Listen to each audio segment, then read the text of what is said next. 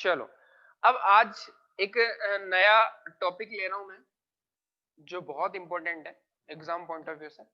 ठीक है, वो क्या है? क्यूब। देखो, वैसे cube exam point of view से देखिए तो 1 to 30 इंपॉर्टेंट है। कितना? 1 to 30। और इसकी ट्रिक भी है, किंतु परंतु मैं बोलता हूं कि इसको अगर आप याद रख लें तो सबसे बढ़िया रहेगा, क्योंकि ट्रिक में भी टाइम लगता है, तो याद रख लेंगे तो बहुत बढ़िया रहेगा। मैं ट्रिक भी दे देता हूं क्योंकि बच्चे ट्रिक के भूखे होते हैं, है ना? तो ट्रिक ले लो। क्या है क्यूब का मतलब? क्या है? किसी भी नंबर को खुद से 3 बार गुणा करना, है ना? यानी कि 2 बार और गुणा करना, एक तो खुद है और 2 टाइम्स मोर। ठीक है, तो वो क्या बनता है? क्यूब। हिंदी में बोलते हैं गन। ठीक है, तो अब हमें लिटरली ध्यान रखना है कि देखो, 1 का क्यूब क्या होता है? 1।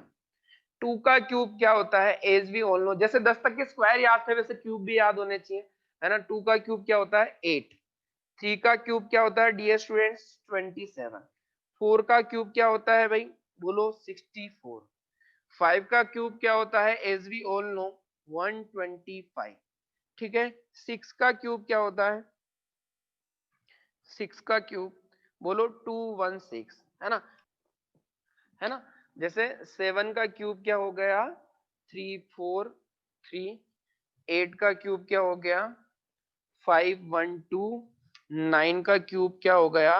729। इनका क्या होगा? एक जीरो से 3 जीरो बदलता है। स्क्वायर में 2 जीरो में चेंज आता है और क्यूब में 3 जीरो में चेंज आता है, बस इतना सा ध्यान रखो, है ना? 1 का 1, 2 का 8, 3 का 27, 4 का 64, 5 का 125, 6 का बोलो 216 और 7 का 343, 8 का 512, 9 का ये, 10 का ये।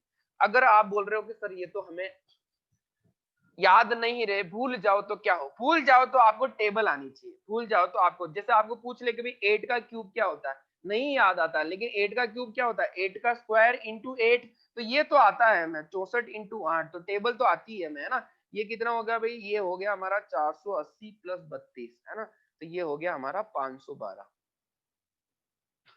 ठीक है, अगर आपको याद नहीं आए तो आपको टेबल जरूर आनी चाहिए। क्लियर है गाइस? अगर मान लो मीनवाइल आपको ये नहीं आए कि मुझे तो याद नहीं आ रहा भाई 7 का क्यूब क्या लिखाया था सर ने, है ना? तो उसमें क्या करना है आपको? आपको ये जरूर पता होना चाहिए कि 7 का क्यूब होता क्या है? 7 का स्क्वायर इंटू 7 होता है, और 7 का स्क्वायर हमें पता है 49, और इसकी टेबल बोल दो तो ये कितना हो गया? 280 हो गया, और ये कितना होगा भाई? 63 हो गया, है ना? तो ये हो गया हमारा 343। ठीक है भाई, 11 का क्यूब करना होता अगर हमें 11 का क्यूब, तो हम क्या करते हैं? 11 का स्क्वायर इंटू 11। तो 11 वाली टेक्निक तो याद ही, आपको सभी को याद है ना 11 की? 11 इंटू 1 2 1, 1 का 1 लिखो, 1 का 1 लिखो, और 2 1 3, और 2 1 3, ये दोनों आंसर, है ना? तो यानी कि 11 का क्यूब कितना हो गया हमारा? 1331। ये बहुत ज्यादा इंपॉर्टेंट है, 1331।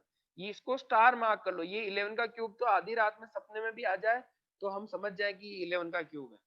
ठीक है, अब सीखते हैं अपन ट्रिक पे।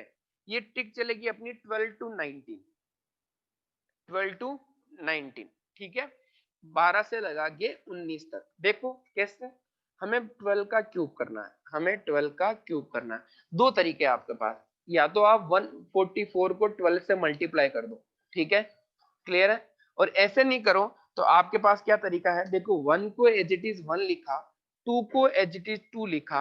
अब 2 को 2 से ही मल्टीप्लाई किया, क्या आ गया? 4। 4 को भी 2 से मल्टीप्लाई किया तो क्या आ गया? 8।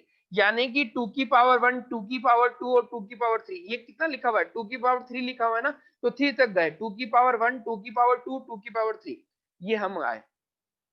ठीक है, अब क्या करेंगे इसको?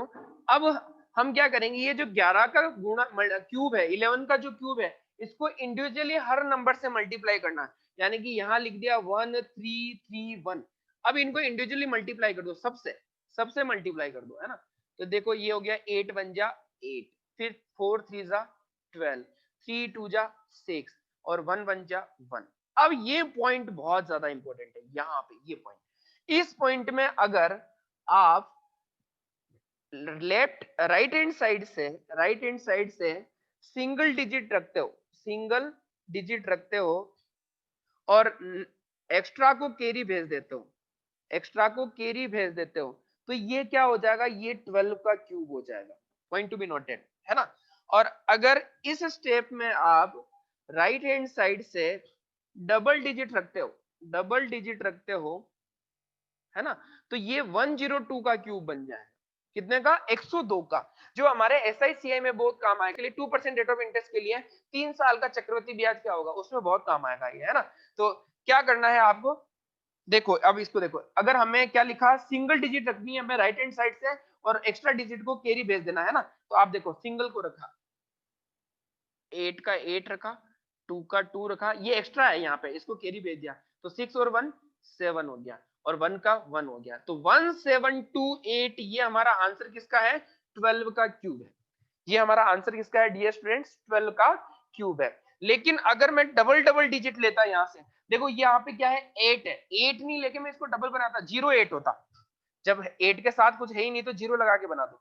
फिर यहाँ पे 12 है, 2 डिजिट है, तो 12 का 12 ले लो, ठीक है, 12 का 12 ले लिया। फिर यहाँ पे 6 है, 6 सिंगल डिजिट है, तो इसको भी डबल बना दो, 0 लगा के, 06, है ना। और फिर आगे 1 का 1, 1 को 0 लगाओ तो कोई फर्क नहीं पड़ता, है ना। तो ये हमारा आंसर है, ये किसका क्यूब है, 102 का क्यूब है। 12 का क्यूब तो आपको याद रह जाएगा, 17 28 होता है ना, लेकिन यहाँ से 102 का क्यूब आप इजी वे में निकाल सकते हो, क्योंकि 102 का क्यूब अगर आप ऐसे ट्रेडिशनली निकालो तो कैसे निकालना पड़ेगा, 102 इंटू 102, फिर इसका जो आंसर आएगा, फिर उसका जो रिजल्टेंट आएगा, उसको वापस 102 से मल्टीप्लाई करना पड़ेगा, बहुत लंबा हो जाएगा, कॉम्प्लिकेटेड तो नहीं, बहुत लंबा हो जाएगा। इसलिए आप ध्यान दो कि जो हमारी थर्ड स्टेप थी, फर्स्ट स्टेप क्या था, ऐसा, सेकंड स्टेप था 1331 से मल्टीप्लाई करना, थर्ड था जो प्रोडक्ट आ गया, उस प्रोडक्ट में अगर हमने सिंगल सिंगल डिजिट को रखा और आगे नेक्स्ट डिजिट को कैरी भेज दिया, तो हमारा 12 का क्यूब आया, और अगर डबल डबल डिजिट को रखा तो हमारा 102 का क्यूब आ जाएगा।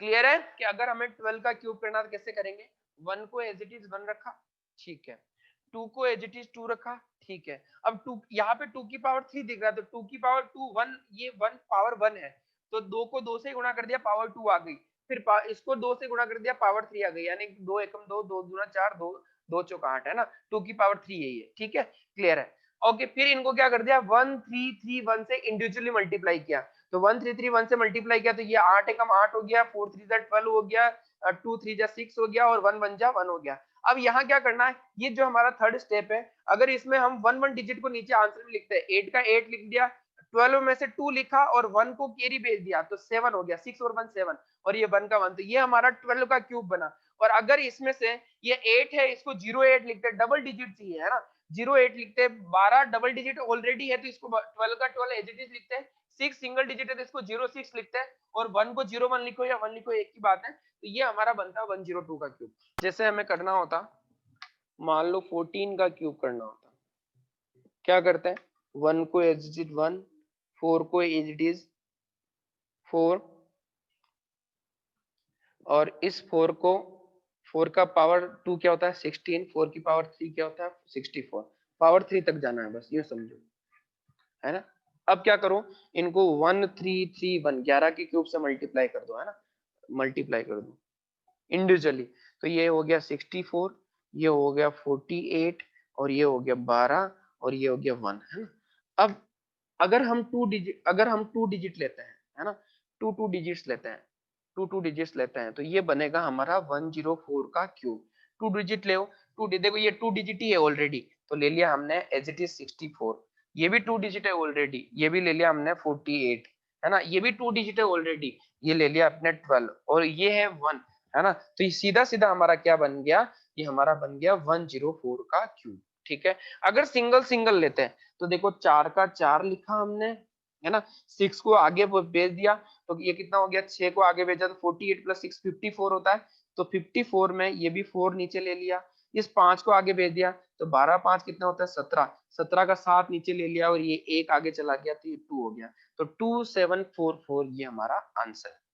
क्लियर है, तो 14 का क्यूब क्या हो गया 2744, और ये 104 का क्यूब क्या हो गया 112 48 64। 14 का क्यूब करना है हमें, 14 के क्यूब में सबसे पहले 1 को एज इट इज 1 ले लिया, 4 को एज इट इज 4 ले लिया, ठीक है, और फिर 4 का स्क्वायर 64 हो गया, फिर 4 का क्यूब क्या हो गया, 4 का स्क्वायर 16 हो गया, 4 का क्यूब 64 हो गया, फिर क्या किया, इंडिविजुअली इनको 1331 से मल्टीप्लाई किया। किससे किया, 1331 से मल्टीप्लाई किया। तो देखो 64 एकम 64, 16 3 जा 48 और 4 3 12, 4 3 जा 12 और 1 जा 1 है ना। अगर हम इसको एज इट इज ले लेते हैं double double digit, 64 as it is ले लिया 64 है ना, और फिर 48 ले लिया हमने एज इट इज 48, ठीक है।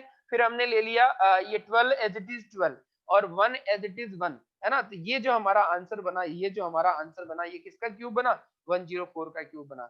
और अगर हम सिंगल सिंगल डिजिट लेते हैं, किधर से, राइट हैंड साइड से है ना, तो ये 4 का 4 ले लिया, ठीक है। जो 6 एक्स्ट्रा है इसको कैरी फॉरवर्ड कर दिया, तो आगे कितना है 48 और 6, 48 और 6 कितना था 54, 54 का 4 नीचे ले लिया और आगे 5 को कैरी भेज दिया। आगे कितना था 12 और 5 17, 17 का 7 नीचे ले लिया और 1 को कैरी भेज दिया, तो 2 आ गया, 2744। ठीक है गाइस, तो देखो 107 करने के लिए 17 का करेंगे है ना।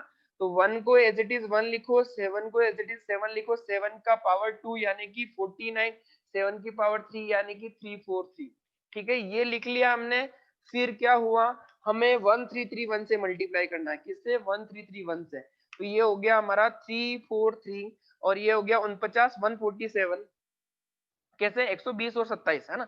फिर 21 और ये 1। अब क्या करना है, यहाँ पे सिंगल डबल डिजिट रख लो, क्योंकि हमें 107 का क्यूब चाहिए।